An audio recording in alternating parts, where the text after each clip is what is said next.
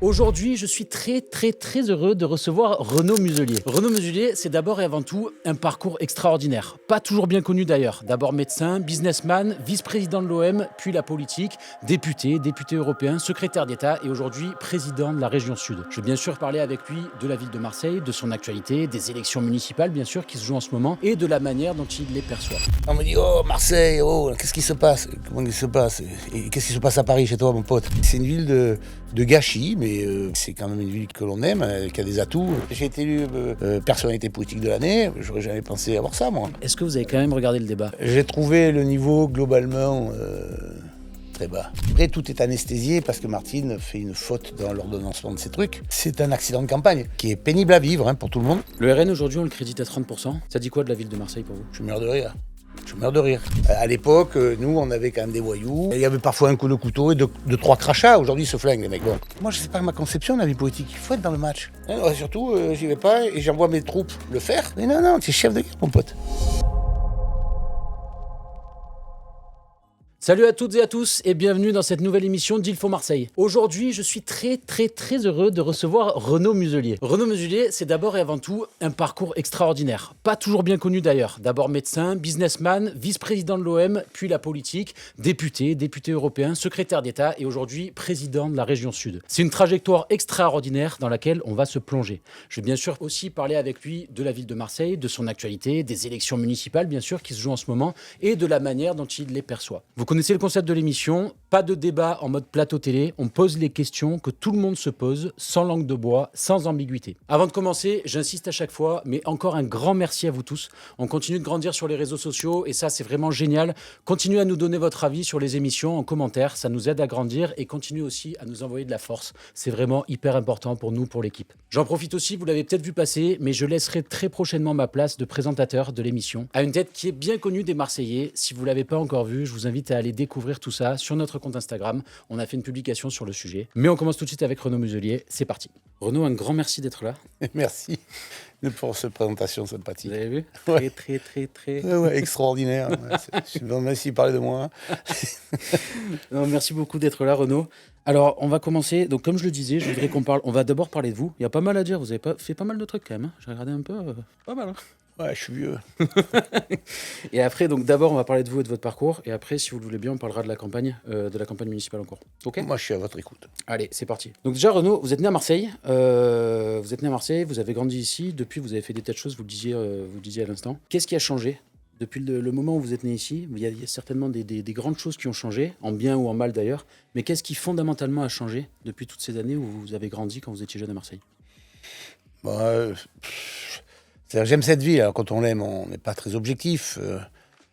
Après, j'étais un enfant, puis un adolescent, enfin comme tous les Marseillais, quoi. Donc, j'ai fait toutes sortes de choses.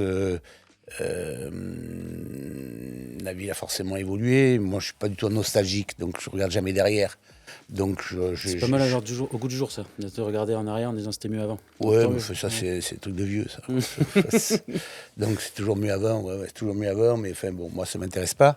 On n'avance pas en regardant dans le rétroviseur, c'est pas vrai. Par contre, c'est vrai que l'histoire fabrique quelque chose, un vécu fabrique quelque chose. Donc, cette ville est une ville qui a beaucoup de qualités et d'énormes défauts.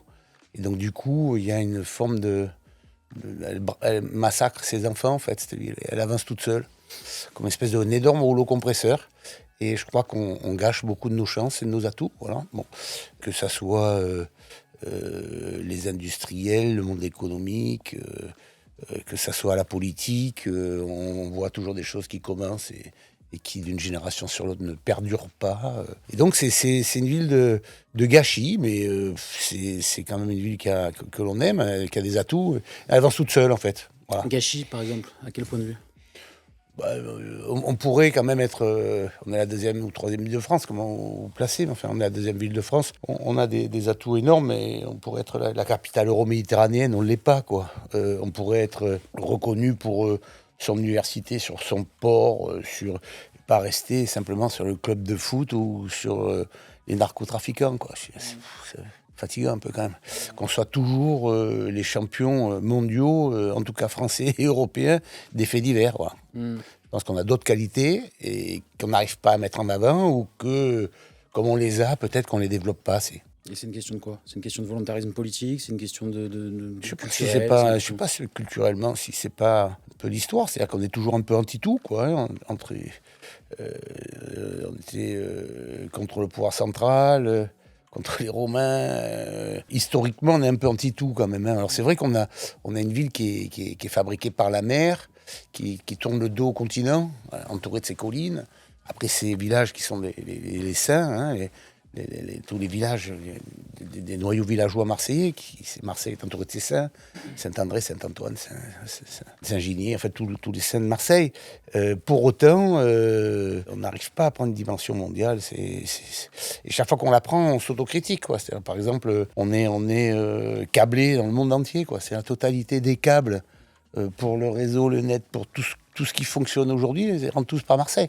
D'Afrique, d'Asie, pour partir sur le continent américain, tous ici, on a un hub extraordinaire, on s'en sert pas, quoi. Et on le critique même. Donc c'est un peu particulier, quoi. Tout le monde se bat pour les avoir, et nous, quand on les a, on dit non, ça nous plaît pas. Bon, c'est Marseille. C'est marrant parce que j'ai reçu beaucoup d'invités de toute coloration politique et qui ont commencé l'interview avec cette grille de lecture. C'est quelqu'un qui n'est pas particulièrement proche de vous sur l'échiquier politique, mais qui a pour point commun avec vous d'avoir fait du business, d'avoir été dans les affaires. C'est Karim Zeribi. Et il disait à peu près la même chose que vous, en disant c'est vraiment un gros gâchis, on pourrait aller beaucoup plus loin, que ce soit d'un point de vue culturel, économique, on pourrait aller plus loin partout. Ouais, mais Karim, je connais bien Karim. On s'affrontait plusieurs fois sur le plan politique, mais c'est un mec raisonnable. Donc lui, il est dans la gauche raisonnable, on n'est pas ici du même quartier, mais on s'est retrouvés au niveau national, on s'est retrouvés au Parlement européen. Le problème, c'est que Karim, moi, on fait partie de quelques-uns qui regardent au-dessus, qui regardent ce qui se passe autour de nous, C'est ça, ouais. qui voyons le monde bouger. Et on s'est dit, mais dans ce monde très complexe quand même, hein, la Méditerranée, l'Europe, Proche-Orient, Moyen-Orient, bien entendu les conflits européens, quand on regarde, qu'on lève la tête, on a quand même beaucoup de chance d'être en France, d'être ici, quoi. Voilà. Et on s'est dit, mais avec cette chance, qu'est-ce qu'on fabrique? Et on gâche. Donc on fabrique pas trop. Et c'est vrai qu'avec Karim, souvent on en a parlé d'ailleurs. On a une vision qui est souvent à peu près identique de la vision du développement de la cité. Hein. Et donc, point commun, alors, puisque je voulais commencer par votre parcours, point commun avec Karim, c'est que vous aussi, vous avez fait des tas de trucs, comme Karim. Vous avez commencé médecin. Alors, je suis toujours médecin. J'ai commencé, mais j'ai fini. Vous avez commencé médecine. Donc, on va prendre d'un bloc tout ce que vous avez fait avant la politique. Donc, vous avez commencé, vous avez fait médecine, vous avez fait un peu de business aussi. On le disait avant que l'émission ne commence, vous avez été vice-président de l'OM à un moment donné. Est-ce que vous pouvez nous dire tout ce Oui, enfin, non, en gros, c'est globalement assez simple. Hein. J'ai fait des études assez peu brillantes. J'étais viré sur médecine, il faut être pas Oui, mais j'étais viré des lycées. J'étais viré des lycées à Marseille. La discipline. Oui, j'étais un peu indiscipliné, un peu turbulent. J'ai fini en pension dans la Haute-Loire, donc c'était quand même une pension disciplinaire. C'est comme ça. Ça m'a permis aussi de me former, même si il fallait plutôt me reformer, quoi. Après, je fais médecine, je voulais réussir, j'ai beaucoup travaillé, j'ai réussi ma première année. Après, mes années d'études étaient moyennement brillantes, quoi. Enfin, je suis dans le moyen du panier, quoi, j'ai rien d'exceptionnel. Je sortais beaucoup, j'aime la vie, en réalité. Confronté à la mort, en tant que... j'étais médecin du SAMU, je fais toutes mes études aux urgences. Et donc, j'ai toujours été confronté à la souffrance, aux urgences, à la mort, tout ça. Ça m'a beaucoup marqué, en fait, donc j'aime la vie. Et donc je bouffe la vie, ça c'est sûr. Et en même temps, j'aime la liberté absolue, quoi. C'est-à-dire que je déteste qu'on m'impose quoi que ce soit. Et donc je me suis toujours battu pour qu'on ne m'impose jamais quoi que ce soit. Et donc, quand on est en démocratie, pour pas qu'on vous impose des trucs, soit vous luttez contre les extrêmes, soit vous essayez de vous faire élire, et soit vous essayez de peser dans la décision. Voilà, donc moi j'ai fait ça toute ma vie, quoi.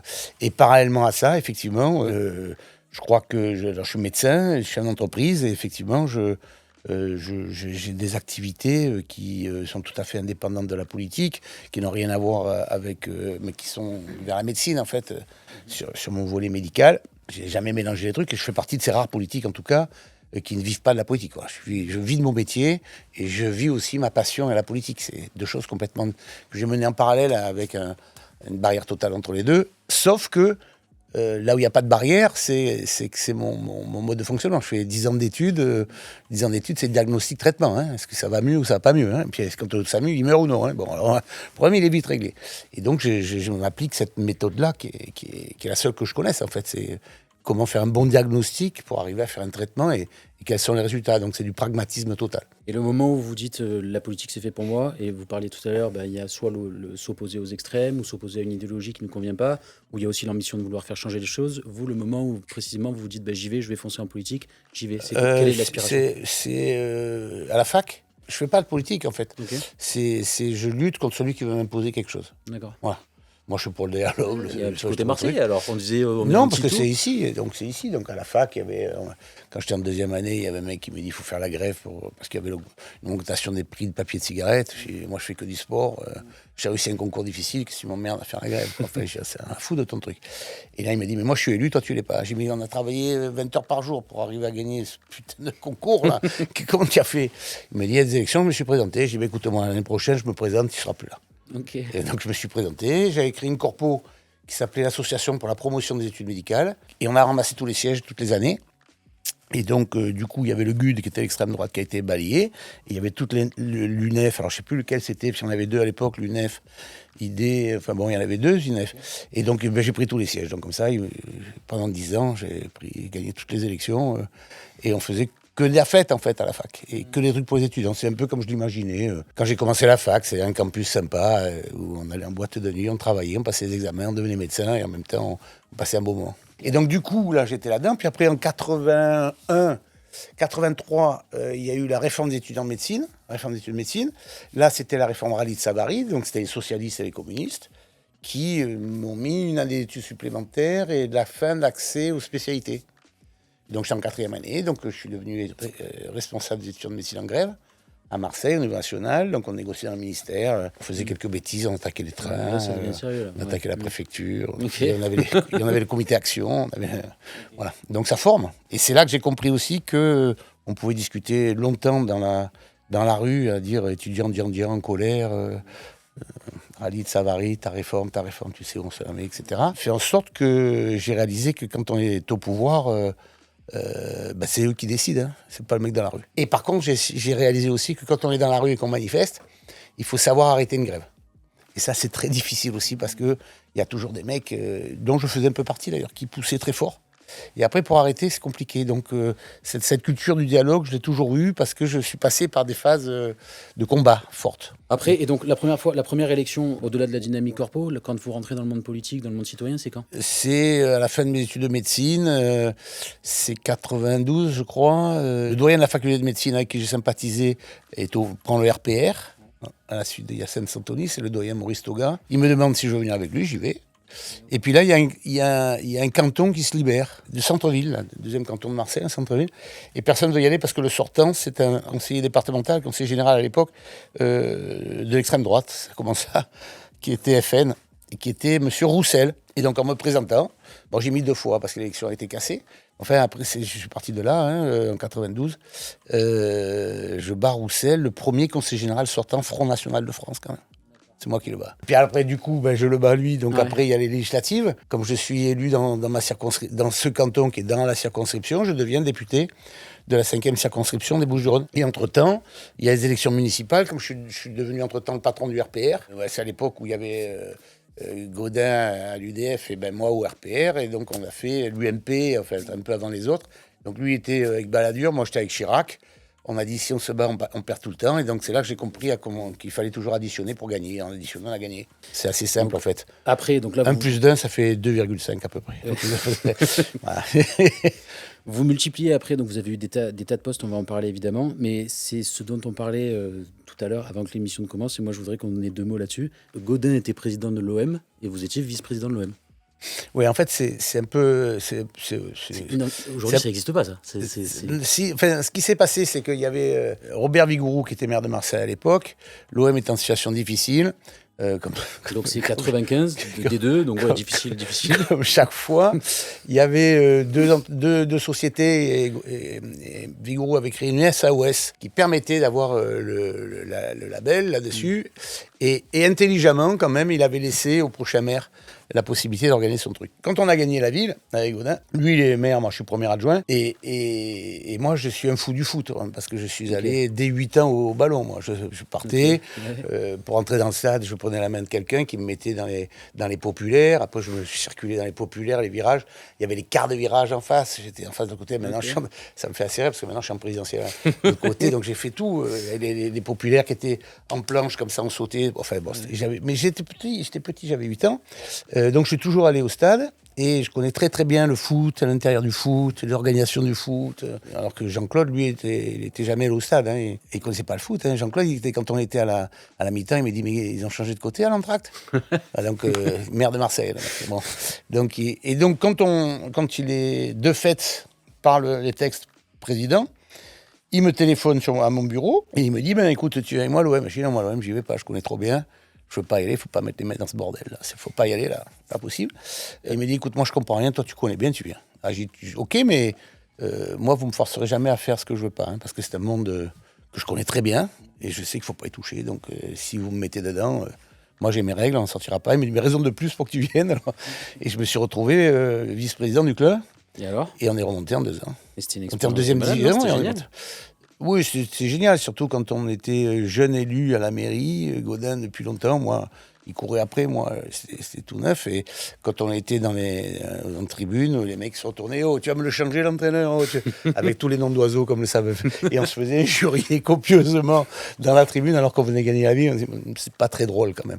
Et puis, donc on a pris des décisions, c'est toujours pareil, il faut changer d'entraîneur, il faut changer l'équipe, il faut changer toutes sortes de gens, c'est toujours la même histoire, tout ça pour 0 €, hein, nous on n'était pas payés hein, quand même, et on est quand même en 2 ans, on est remonté en première division, pour des non-professionnels, c'est pas mal quand même.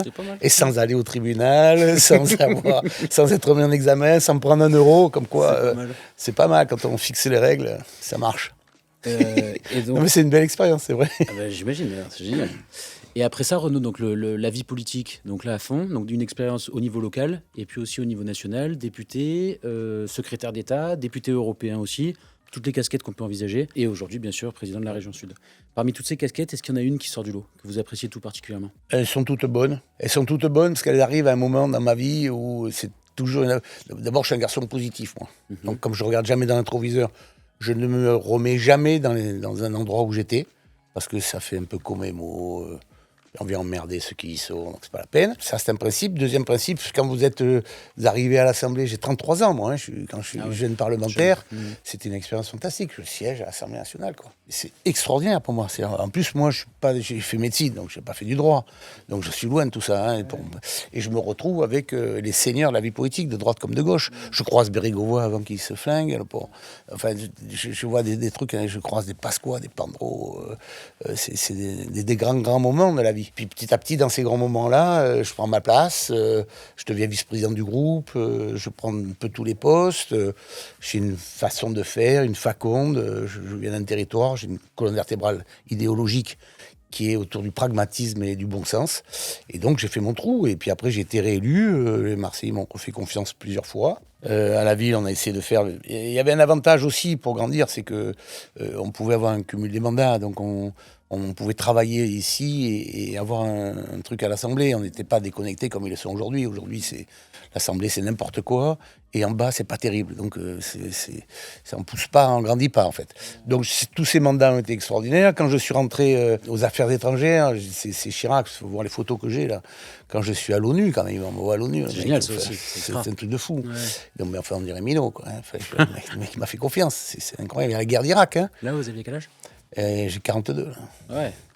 J'ai 42, je suis le Missi Dominici sous Dominique de Villepin à travers le monde pour aller voir Lula, tout ça, au moment où il y a la guerre d'Irak, quoi. Et je suis au Conseil de sécurité, j'en ai présidé un. Quand vous arrivez là au moment de la guerre du monde, quand même, c'est quand même des très très très grands moments, c'est très fort. Et après, boum, vous perdez tout, puis boum, vous vous refaites.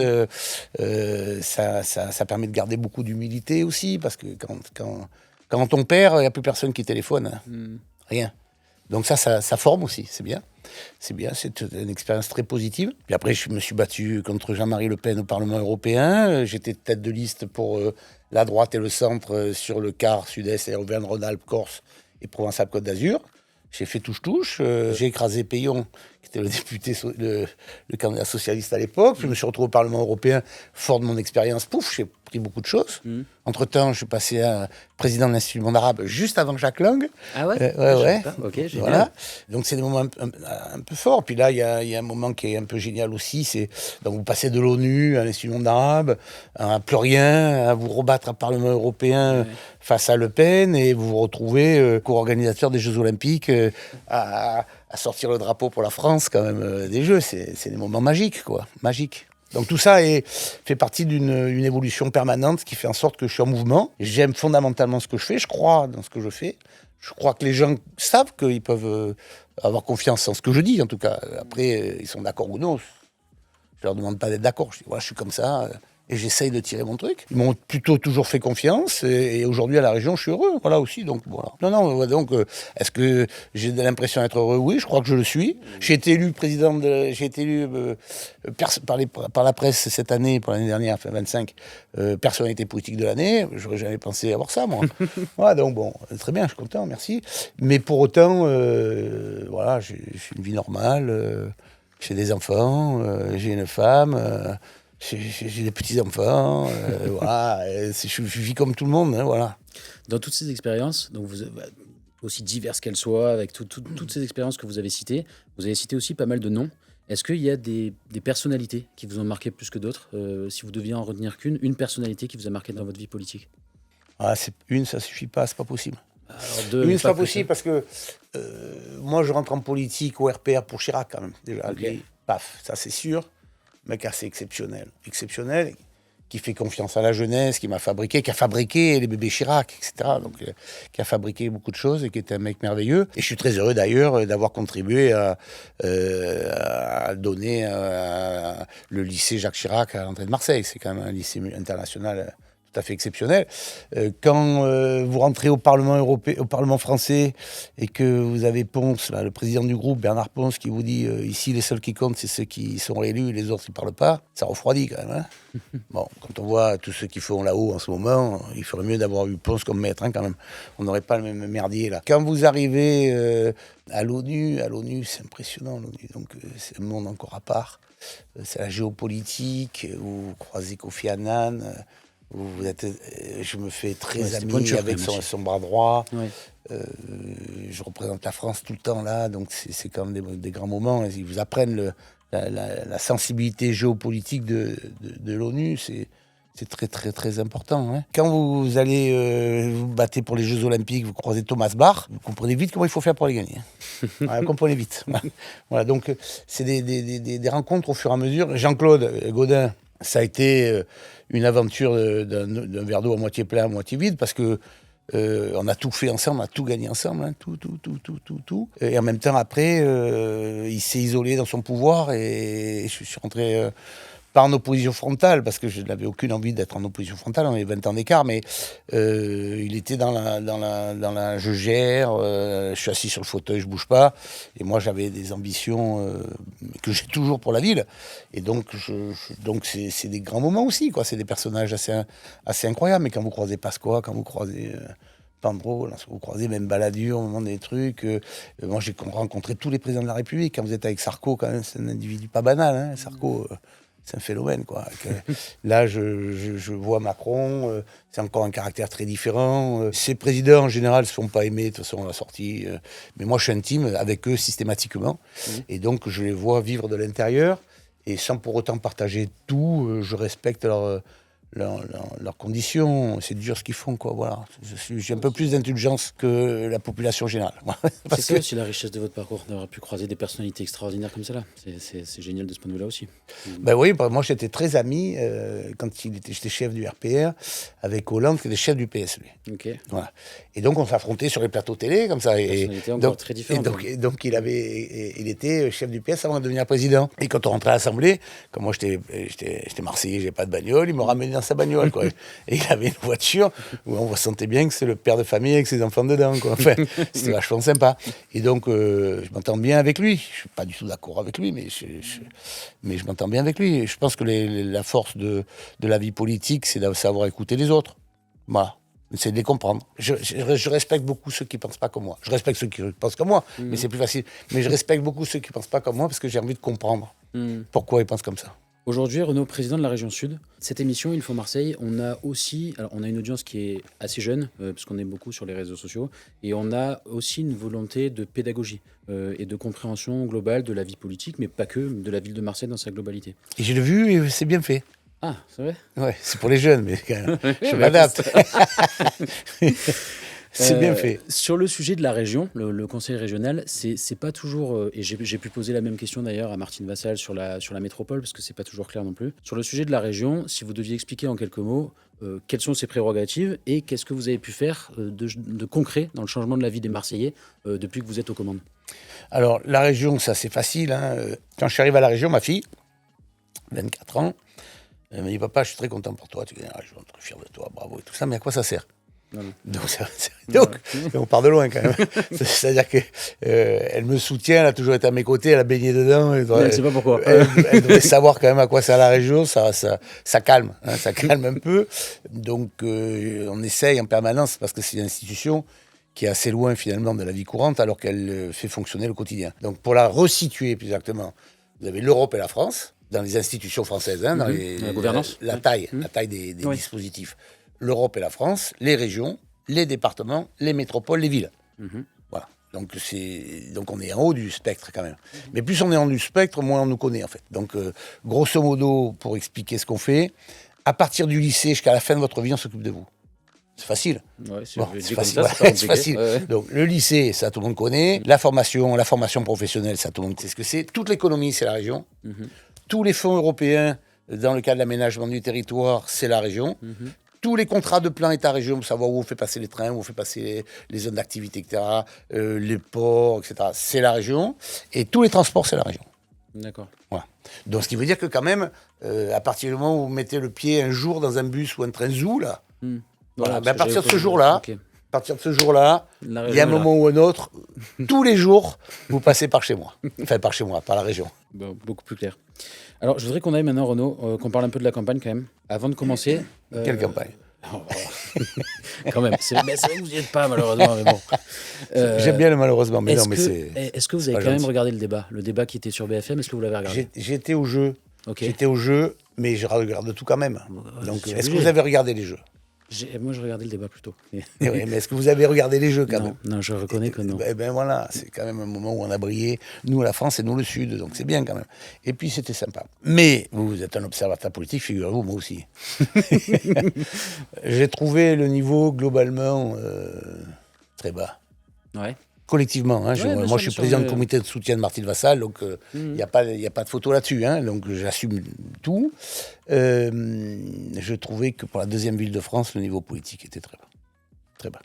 Que ce soit dans l'expression orale, que ce soit sur les sujets à traiter, alors peut-être qu'ils sont trop jeunes, pas assez formatés, je sais pas, ou parce qu'ils sont candidats, ils sont nerveux. Mais c'est intéressant ça. C'est quoi? C'est un manque d'expérience? C'est quoi à vos yeux?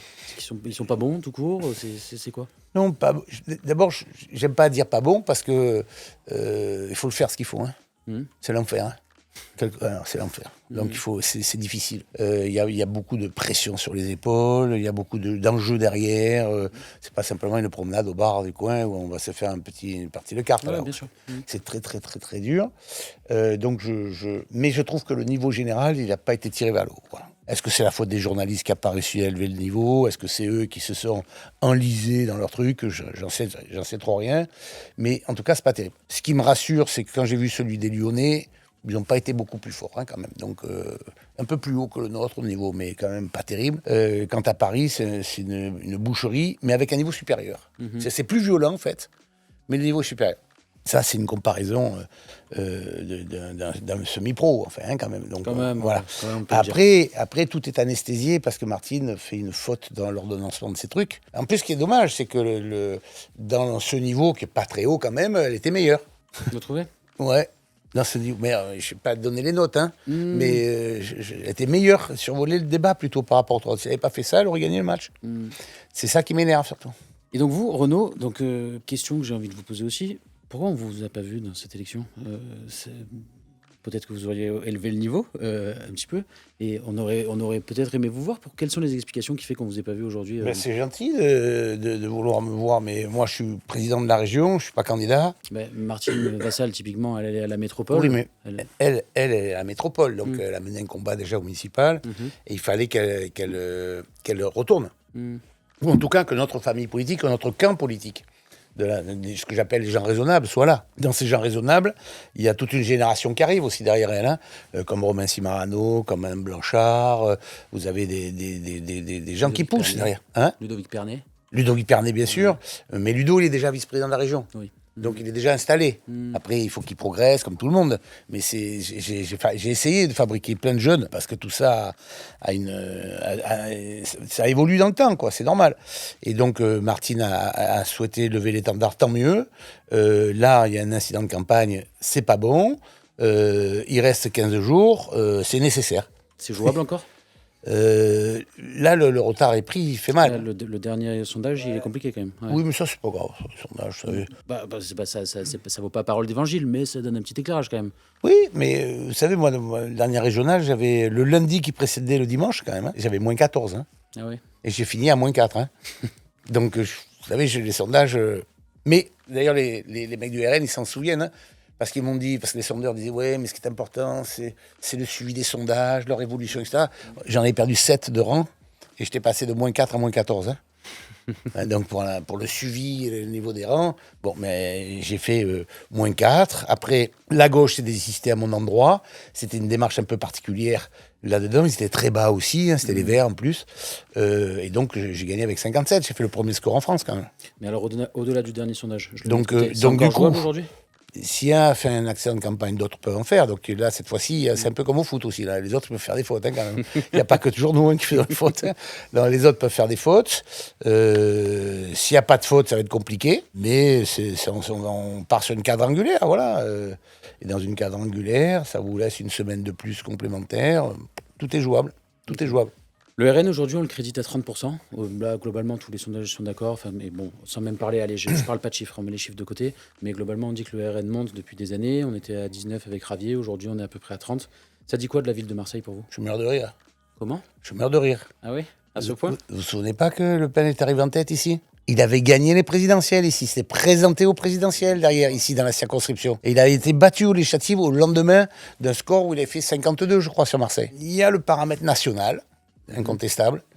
Il y a le RN partout présent, incontestable. Et il y a la proximité aussi, qui est peut-être pas tout à fait la même. Dans mes élections législatives, hein, j'en ai fait 5, hein, je les ai toutes gagnées quand même. Hein. Sauf une, mais c'est un autre problème. C'était pas la faute du RN. Enfin, ils faisaient tous entre 32 et 35 quand même, le front. Premier tour, hein. Premier tour. Oh. Donc c'est que c'est structurel. Ça dit rien dans l'évolution de la vie de la non, vie politique française. Je pense que c'est plutôt au niveau national qu'ils font que progresser quand même. Okay. Au niveau national, ils font que progresser. Avant, c'est chez vous, c'est à Marseille, c'est à Nice, c'est dans le sud là. C'est l'extrême droite du sud, donc c'est pas grave. Eux, ils s'en servaient ailleurs parce qu'ils passaient jamais à la barre des 10%, et donc ils se récupéraient les voix du RN pour battre la gauche au deuxième tour. Ici, c'était plutôt l'inverse. On était toujours en triangulaire. Avec nous, coincés entre la gauche et le RN, à essayer de survivre là-dedans. C'était la gauche qui se servait du RN pour nous battre. Bon. Aujourd'hui, c'est un peu l'inverse. C'est-à-dire que c'est le RN qui est solide partout.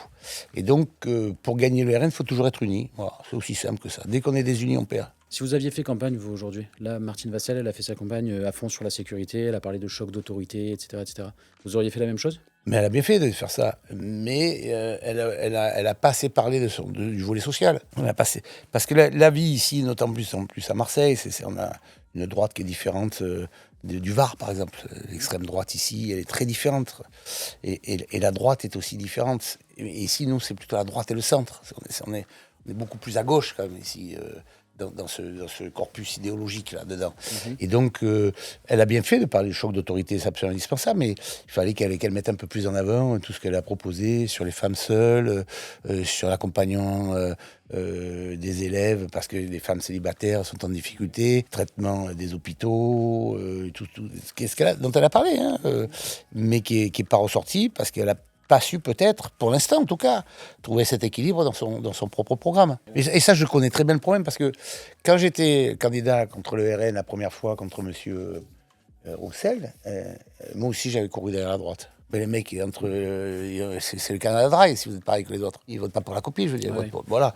Donc il faut avoir ce langage d'autorité sur la France, sur des valeurs fondamentales qui sont les nôtres, pour pas leur laisser le drapeau ou l'autorité. Voilà, ça c'est tous les parents de France, ils essayent d'élever leurs enfants comme ils peuvent, hein, quand même. Bon. Et Dieu sait si c'est pas forcément facile. Et à côté de ça, il y a beaucoup de gens qui souffrent autour de nous, et donc il faut en tenir compte, quoi. Et ça c'est important, sinon vous pesez pas dans le match. Quand on évoque la question de la sécurité à Marseille, typiquement, pour en avoir discuté avec eux, en plus quand ils sont venus ici, quand j'en parle avec Monsieur Alizio ou quand j'en parle avec Madame Vassal, elle me dit c'est la priorité absolue. Quand j'en parle avec Benoît Payan, il me dit non, pas particulièrement, il faut relativiser les choses. Certes, il y a une question sécuritaire qui doit être traitée, mais ce n'est pas la question avec un grand L qui doit être traitée à Marseille. Vous en pensez quoi? Je pense qu'il vit à Marseille, lui. Ah, donc pour vous, c'est la question prioritaire? Non, c'est pas la question prioritaire, mais c'est une vraie question de tranquillité, quand même. Oui. Enfin, moi, j'ai mes locaux à la région, quand même. Bien sûr, Mes locaux à la région, moi, j'emploie 6 000 mecs. J'en ai 4 000 à Centrale, donc à Marseille. Il faut que, quand même, je prenne des vigiles pour les amener dans les parkings. Moi, ils se piquent sous mes fenêtres, à la région. Il faut que je téléphone à la police qu'ils ne viennent pas pour justement faire dans le centre-ville. Là, je suis dans le centre-ville. Il y a l'université devant la porte. Comment voulez-vous développer l'université si vous avez sur l'espace qui est juste devant des mecs qui se piquent? Bien sûr. Si les mecs qui sont là, ils pètent toutes les caméras. Si vous n'envoyez pas la police. Si le personnel de mes équipes qui, eux, ne demandent qu'à travailler normalement, ils ne peuvent pas aller à la gare Saint-Charles, ils ne peuvent pas aller au parking en bas. C'est le b.a.-ba quand même. C'est quand même le b.a.-ba. Voilà, donc c'est pas, il n'y a pas que ça. Mais c'est le b.a.-ba. Alors, s'il m'explique que tout va bien, il va falloir m'expliquer pourquoi, notamment dans le centre-ville, les Galeries Lafayette sont partis quand même. C'est peut-être parce que les gens ne descendent plus en centre-ville. Peut-être parce que l'offre commerçante là-dedans fait en sorte que les mecs ne se sentent pas à l'aise. Et c'est vrai qu'au pied des 3 tours, vous n'êtes pas vraiment très bien quand même. Hein. Bien sûr. Voilà, c'est tout. Donc ce sentiment-là, il est terrifiant. En même temps, c'est le paradoxe de la ville. Il y a des touristes qui viennent. Ils viennent en ville, les gens. Et moi, je suis allé à la foire au Santon, je me promène au marché aux fleurs, je me balade. Je ne suis pas égorgé, hein. Non, mais c'est pour ça que... Oui, mais enfin, le soir, je prends quand même des vigiles pour amener mon personnel qui part en train sur Toulon ou ailleurs, parce qu'à la gare, ils ne se sentent pas bien. Et vous trouvez normal, vous, qu'on ait la gare de France, dans laquelle il y a le plus grand nombre de criminalités de toute la France. Donc bon, vous faites un peu... Donc, voilà, donc dire que c'est que ça, non. Bien sûr que non. Bien sûr que non. Dire que ça commence par là, oui, quand même beaucoup. D'accord. Mais alors, du coup, si on se replace dans le contexte de l'élection municipale et de ce qu'on peut faire ici, c'est pas pour faire un classement malsain ou désagréable, mais vous parliez de diagnostic tout à l'heure, quand on fait un diagnostic, après on met des priorités sur la table. Si on devait mettre une priorité aujourd'hui pour la ville de Marseille, c'est laquelle d'après vous? L'attractivité. L'attractivité territoriale? Ah ouais? Ok. Bah, c'est pas particulièrement le débat aujourd'hui dans les municipales. Non, mais vous me posez la question à moi. Ouais, bien sûr. Non, mais c'est d'autant plus intéressant. Donc, j'ai l'attractivité. Parce que dans l'attractivité, vous traitez tout le volet tourisme, vous traitez tout le volet hôtelier. Et le volet sécurité aussi. Tout le volet transport. Ouais. Vous traitez de fait tout le volet social. Vous traitez comment vous traitez votre centre-ville. L'attractivité, c'est l'attractivité, mais l'attractivité, c'est pas l'attractivité internationale forcément. C'est... Est-ce qu'on descend en centre-ville faire des courses, finalement, ou est-ce qu'on reste dans son noyau villageois? Est-ce qu'on va dîner dans le centre-ville ou on reste dîner dans son village là-haut? C'est ça l'attractivité.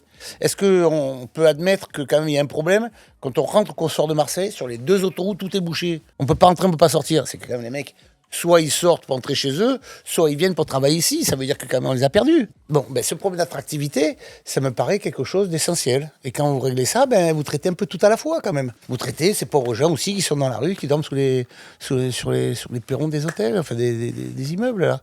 Vous traitez la propreté, vous traitez les transports, vous traitez l'attractivité. Ça passe par un centre-ville, l'attractivité. Et si un centre-ville se meurt, ou n'est pas safe, ou sécure, votre ville, elle crève, c'est tout.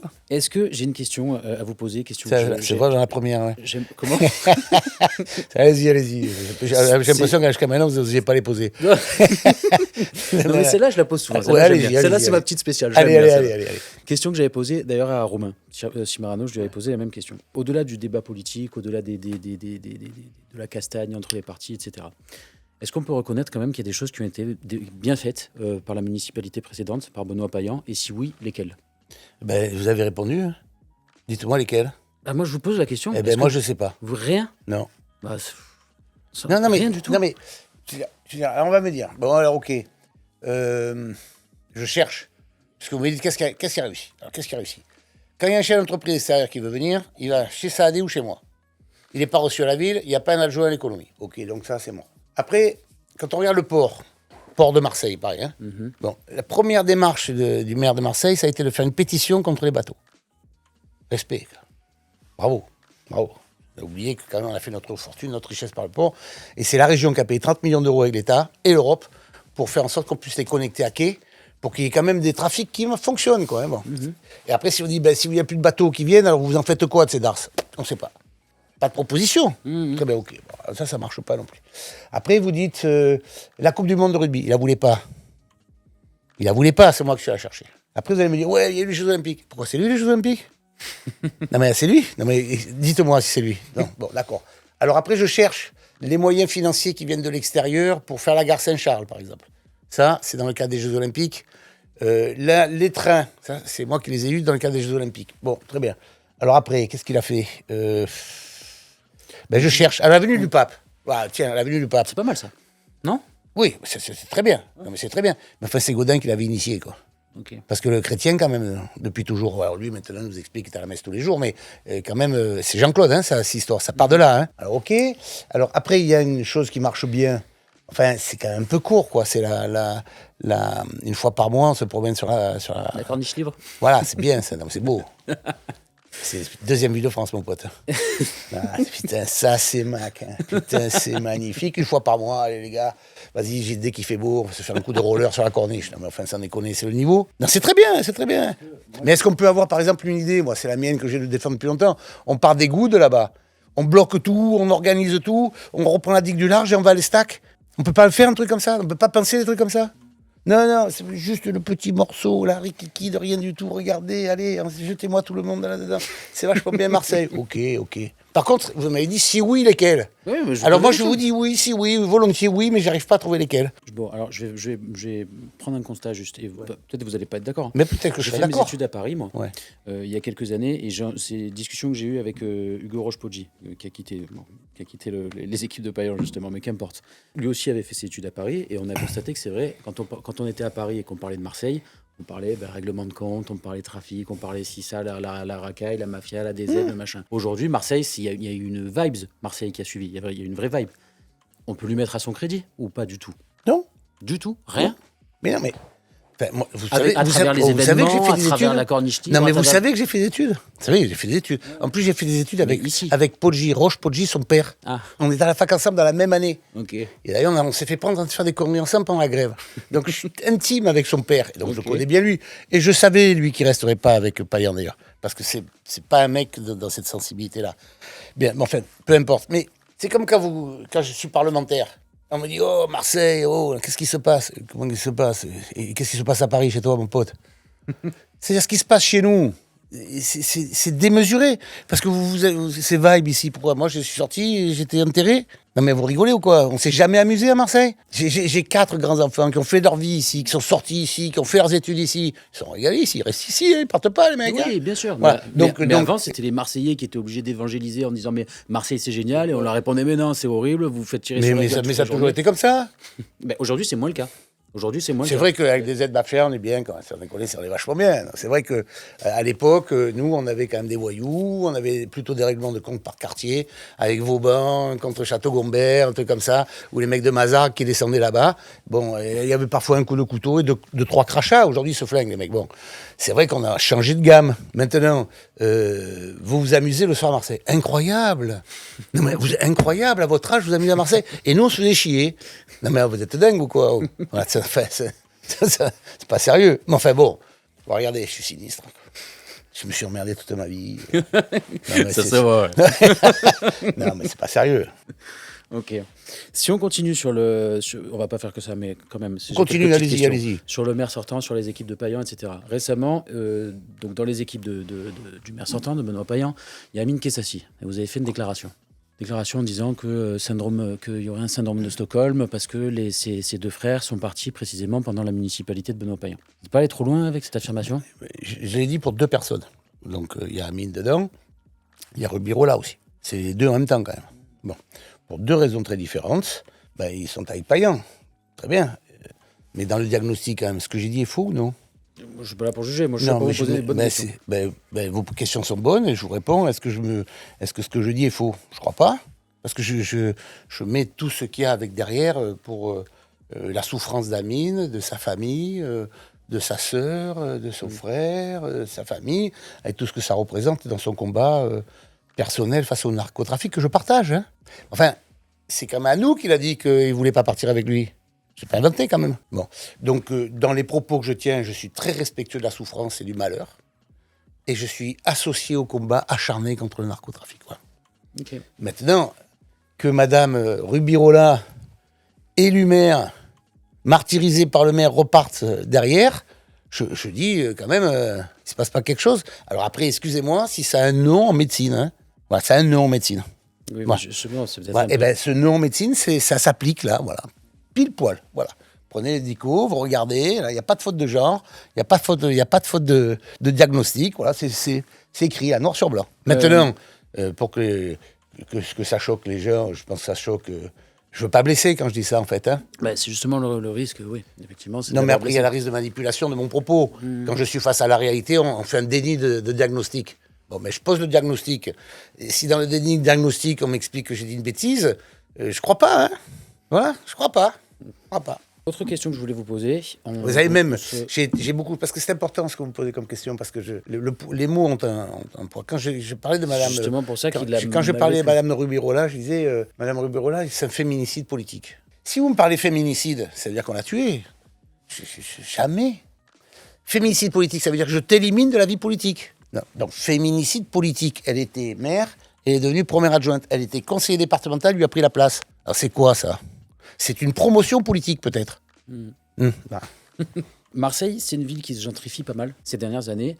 Et on a souvent tendance à considérer, à tort ou à raison, que la ville est à peu près scindée en deux, avec en réalité deux villes qui se parlent assez peu, les quartiers nord et les quartiers sud. Est-ce que c'est une lecture que vous partagez ou pas? Non, ça a toujours été comme ça. Ah, mais c'est pas parce que ça a toujours été comme ça que c'est pas le cas. Elle se gentrifie petit à petit, enfin, Non, de plus elle en était comme plus en ça. tout cas. Comment? C'était comme ça. Elle était comme ça, mais Elle était aujourd'hui comme ça. c'est de plus en plus le cas. Enfin, c'est le sentiment Parce grand. que vous aviez, à l'époque, une représentation de la ville qui était, c'est pour ça que j'étais contre la réforme du mode de scrutin, qui était mieux faite. Parce que vous aviez, notamment dans les quartiers nord, les représentations des communistes, essentiellement, à l'époque de Guillermier. Alors vous allez me dire, je remonte à l'Antéchrist. Enfin bon, c'est pas si vieux que ça quand même. Hein. Bon, mais vous aviez à l'époque les communistes qui tenaient ces quartiers parce que c'était des quartiers populaires. Et le fait qu'il y ait des élections par secteur, on se retrouvait avec des gens qui se retrouvaient en mairie centrale, représentant leur quartier. Et vraiment issus de leur quartier. Et qui était la copie conforme du quartier. Et qui représentait après... et puis il y avait un combat politique central avec cette discussion autour... Cette volonté-là, elle a été faite par Gaston Defferre dans le découpage. On a bien vu que le découpage avait été fait dans un premier temps pour faire gagner Gaston. Il a gagné. Parce que le découpage fait en sorte qu'il avait minimisé des quartiers qui n'étaient pas les siens au profit des quartiers qui étaient les siens. Très bien. Ça a été rectifié après dans le temps. Et petit à petit, on avait un équilibre sur la vie politique, notamment en centrale, qui représentait tous ces quartiers. Là-dedans, et c'était passionnant de discuter avec eux, même si c'était mes adversaires d'ailleurs. Hein. Bon. Maintenant, on se retrouve avec une espèce de méli-mélo, là, on ne sait plus qui est avec qui fait quoi, on mélange tout, le mec il a plein d'implantations, on peut se présenter en centrale, mais surtout ne pas prendre une claque en local, donc vous remarquez d'ailleurs que globalement ils ne sont pas candidats dans leur secteur, les mecs, hein, tous. C'est-à-dire qu'on se retrouve un peu avec le même syndrome que l'on a à l'Assemblée nationale aujourd'hui, c'est « oh, je me tiens loin des emmerdes, hein, de la boue, là ». Moi, je ne sais pas ma conception de la vie politique, il faut être dans le match. Il faut être sur le terrain. Il faut représenter son quartier, si on veut représenter le central. Là, aucun n'y va dans le quartier. Surtout, j'y vais pas et j'envoie mes troupes le faire. Mais non, tu es chef de guerre, mon pote. Et donc, là-dedans, il y a toujours eu longtemps le clivage sur la Canebière. La Canebière, d'un côté, c'était côté Gare Saint-Charles, tout pourri. De l'autre côté, c'était plus bourgeois. Après, il y a l'autre... à la plaine, en haut à la plaine, il y a des quartiers qui sont comme ça. Et après, vous aviez la puissance des noyaux villageois, avec des puissances politiques, et des barons locaux d'ailleurs, qui représentaient ces territoires, ces villages, ces zones, avec du populaire, du moins populaire, du bourgeois. Ça faisait une mixité assez sympa quand même, malgré tout. Et ça permettait de travailler collectivement au profit de cette... Là, qu'est-ce qu'on voit comme stratégie pour telle ou telle logique d'aménagement de la ville. Si vous pouvez m'expliquer, par exemple, ce qu'on veut faire des quartiers nord. On fait un parc là-haut ou on ne le fait pas? Qu'est-ce qu'on fait finalement? Qu'est-ce qu'on fait sur le 11-12 là-bas? Qu'est-ce qu'on fait? Est-ce que la mairie centrale, à un moment ou à un autre, dit, bon ben voilà, moi, ma ville, voilà ce qu'elle représente. Mon littoral, je fais ça. Ces quartiers-là, voilà, je veux les rendre plus populaires alors qu'ils sont bourgeois. Je fais des HLM ou non. Qu'est-ce que vous avez dit? Rien. Rien. Il n'y a pas de vision d'ensemble de développement de la cité. La cité, elle s'inscrit en plus, bien sûr, sur la France, mais dans une démarche régionale et une démarche métropolitaine et bien sûr départementale. À quel moment, même s'ils ne sont pas la même couleur, moi j'ai plein d'endroits où ils ne sont pas la même couleur que moi, les territoires ou les métropoles, plein d'endroits dans la région. Sur Martigues, Port-de-Bouc, tout ça, pas la même couleur que moi. Moi, je travaille avec eux. C'est zéro souci. Qu'est-ce que vous voulez, comment on fait? On aménage le territoire, on organise le dispositif. Grâce aux Jeux Olympiques, je fais le dossier qui est bloqué depuis 50 ans sur le contournement de Martigues-Fosse, c'est grâce aux Jeux que j'obtiens ça. Pas pour moi en tant que tel, c'est avec les habitants du coin que je fais ça. C'est avec les élus du coin que je fais ça. Eux, ils ont une vision de développement, et ici, je ne l'ai pas. C'est pour ça que je ronchonne. Il y a peut-être la municipalité qui a sa part de responsabilité. Il se trouve que là, c'est Martine Vassal qui était à la métropole. Est-ce qu'elle avait cette vision? Est-ce qu'elle a fait le taf Moi, je pense qu'elle l'a fait, mais après, si vous ne pouvez pas le faire contre le maire, il faut faire abstraction de Martine, parce qu'après, vous allez me dire que je suis partisan avec Martine. Bien sûr que je suis partisan avec Martine, mais moi, je suis président de la région. Président de la région, je travaille avec 946 communes. Sur les 946 communes, je suis passé avec la région comme opérateur des fonds européens de 300 millions à 10 milliards. C'est pas l'épaisseur du trait, ça. C'est 10 milliards d'euros. Quand j'ai 1 euro pour Marseille, j'en ai 7 pour Nice. Il n'y a pas un dossier de monter. C'est pas Martine, ça. Alors, je ne sais pas si c'est l'incompétence ou l'absence de volonté de travailler avec ses autres partenaires qui fait en sorte que le système est toujours bloqué. Toujours bloqué. Et quand ça ne marche pas, le maire, il dit c'est pas ma faute, c'est la faute des autres. Ah non, mon pote, tu es maire. Tu en restes chez toi, je sais pas. Et après, il fait son truc, il raconte son truc, il communique bien. Hein. Mais à la sortie, je ne vois pas bien le résultat. Est-ce que vous pensez que c'est une question de plus que d'expérience, j'allais dire, mais d'implantation, parce qu'il y a ça aussi. Il faut avoir les bonnes connexions, même avoir l'idée de lancer tel projet, etc. Ça s'improvise pas. Moi, si demain on me jetait, comme disait bon ben voilà, ça y est, t'es maire, c'est parti, j'aurais pas toutes ces idées que vous avez là. Est-ce que c'est pas précisément parce que vous avez la région aujourd'hui que vous avez une visibilité sur la totalité moi, je suis le plus vieux de tous. Moi, je suis le plus vieux de tous, je suis le plus expérimenté, je suis le plus capé. Voilà. Donc, j'ai fait 17 campagnes, j'en ai gagné 15. Donc, du conseiller départemental, conseiller général, jusqu'à l'Europe. Donc, j'ai à peu près fait tous les exercices. Donc, forcément, j'ai plus de maturité politique. Enfin, on parle de la deuxième ville de France, c'est pas des perdreaux de l'année, hein, les mecs qui sont à la mairie là-haut. Ils ont tous été formés dans le Parti Socialiste, ils ont tous fait les écoles du Parti Socialiste. Eux, ils étaient les enfants de Guérini à l'intérieur du dispositif, quand même.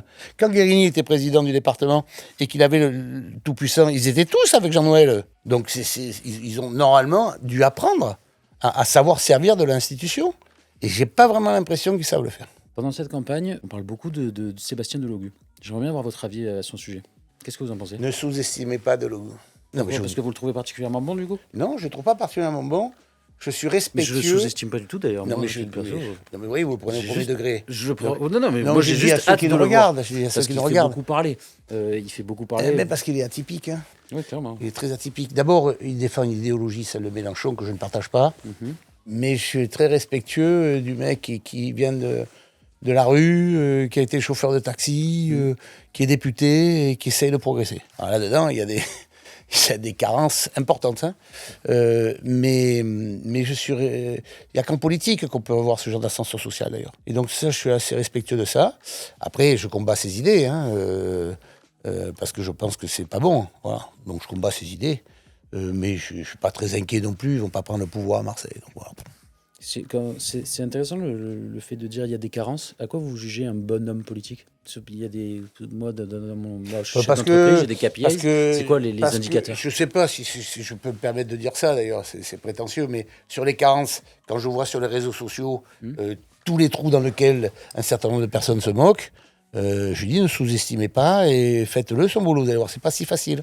Mais quand on fait de la politique, il faut essayer d'éviter de se prendre ça dans la gueule quand même. Hein, c'est mieux. Ouais. Hein, parce que nous aussi on vous regarde. Hein. Ben, quand on regarde les autres et qu'on rigole, ça va, mais quand on se regarde soi, il faut avoir beaucoup de recul pour arriver à rigoler. Hein. Bon, moi j'en ai. Renaud, on arrive déjà en fin d'émission. Non. Et ouais, c'est allé hyper vite, je vous ai dit, ça va hyper vite. Bon, mais c'est sympa quand même, je sais pas. C'était bien, ça vous a plu? Moi, je me suis régalé. Ouais, c'était Mais rigolo. je sais pas si ça leur a plu à eux. Là. Si, ça va faire une belle émission. J'espère, écoutez. Je finis toujours avec une petite question. Pareil, c'est ma deuxième préférée avec celle que je vous ai posée tout à l'heure sur Benoît Payan. Ah bon. Qu'est-ce que j'invite à votre place pour la prochaine émission? Bah, vous en avez plein, hein. Vous en avez plein, hein. Vous avez Bertrand, le président de l'université. Le mec, il est président de la plus grande université francophone au monde. Quoi. Ça peut être hyper intéressant. Vous avez Saadé. C'est compliqué. Oui, C'est compliqué. enfin, celui qui fabrique l'intérieur. Le mec, il est arrivé, il Ah avait oui, 8, non, 9, oui, 10, oui. 11 ans. Ils avaient une main devant, une main derrière. Ouais. Le mec, c'est le plus grand armateur mondial, ils sont ici. Mais Saadé, ça me va. Hein. Quand je dis c'est compliqué, c'est que c'est compliqué à le faire venir. Ah non, moi, mais j'adorais. ah non, moi, vous me posez les questions. C'est pas moi qui fais les invitations. Moi, je ne pas vos questions. Vous avez dans un autre registre, un mec qui est génial, que j'aime beaucoup, c'est le président du centre anticancéreux, là, enfin, de la lutte contre le cancer, qui est M. Garosi. Là. Ok. C'est top, ça, sur la santé. Ça touche en plus un domaine. Cancer, c'est. Quand on a le cancer, on se pense qu'on va mourir. Le mec, il vous explique que vous allez vivre. Il vous soigne, il apprend vous, votre famille, tout ça. Donc c'est quand même une force impressionnante. Moi, je suis fasciné, par un truc, mais ça marche pas du tout, ça prend pas du tout la campagne. Mais le mec, il est fantastique. Il va vous parler mieux de Marseille que tout le monde. Il n'est pas marseillais. C'est Paul Poirier, celui qui fait le truc du pont transborder, là. Mais je vous le présenterai, lui, il est génial. Avec plaisir. Lui, quand il vous dit, qu'il vous montre ce qu'il peut faire en reprenant le pont transborder mode moderne. Je vous dirais, regardez, c'est comme les Fiat 500, et avant c'était pots de yaourt, ils sont neufs, comme les Austin, là, ou les Mini, et maintenant les belles Mini. Ben là, vous prenez un pont transborder, vous le mettez sur le port de Marseille. Mais c'est fantastique, son truc. Et quand il vous en parle, vous, là, d'un coup, Marseillais, vous vibrez, vous avez la chair de poule, parce qu'il porte lui-même la fierté de Marseille, pendant que nous, on est en train de se battre pour savoir si on va regarder le ferryboat, quoi. Mais quoi, c'est pas mal en politique, vous m'avez convaincu là. Que sur le pont de transborder, c'est pas mal. C'est bien. Non, je l'inviterai lui. Super. Mais vous voyez, C'est qui Paul Poirier. Allez. Ouais. J'ai Honnête, par exemple.